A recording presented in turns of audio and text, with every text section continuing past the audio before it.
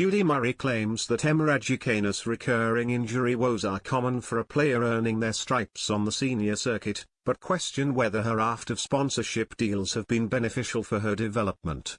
The Brit was forced to retire from the Nottingham Open on Tuesday after suffering a side injury, which could put her upcoming Wimbledon campaign in jeopardy.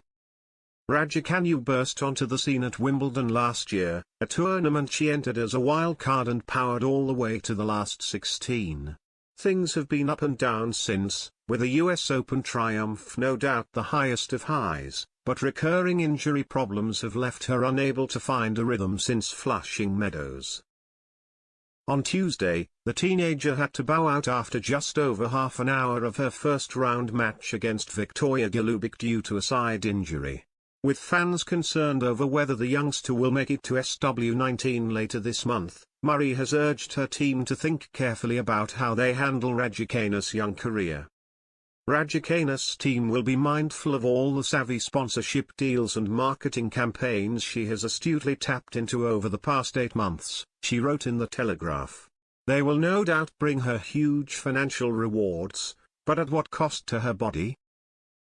I say this because as with most young players, it shouldn't be a case of patching them up and preparing them for the next high-profile event just because a sponsor or a federation wants to ensure their branding is visible. I've seen it before, a sponsor might have a campaign to activate at the next slam, so they put pressure on the agent, who puts pressure on the coach, who in turn pressurizes the fitness trainer to make sure the player is ready. But is that keeping the athlete's best interests at heart? Since her dramatic introduction to the world stage, Raducanu has banked high-profile sponsorship deals with the likes of Nike, British Airways, Evian, Dior, and Vodafone. Although impossible to tell whether the factors are directly linked, the youngster's dramatic change in circumstances have coincided with 3 mid-match retirements since winning the US Open. Murray believes that becoming hardened to the demands of senior tennis does not happen overnight, and suggested that filling her team out with a greater female influence could give Raducanu an edge in understanding her body and staying injury-free.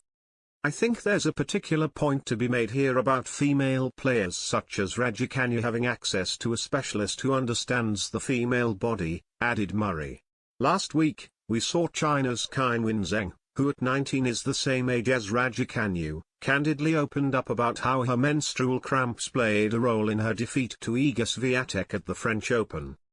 But the menstrual cycle and its impact on athletic performance is an area of sports science that has been woefully neglected, and only now are we beginning to understand its impact on an athlete, both psychologically and physically. How many of today's top female players, I wonder, are harnessing the peaks and troughs of their cycle and tailoring it to their training and performance?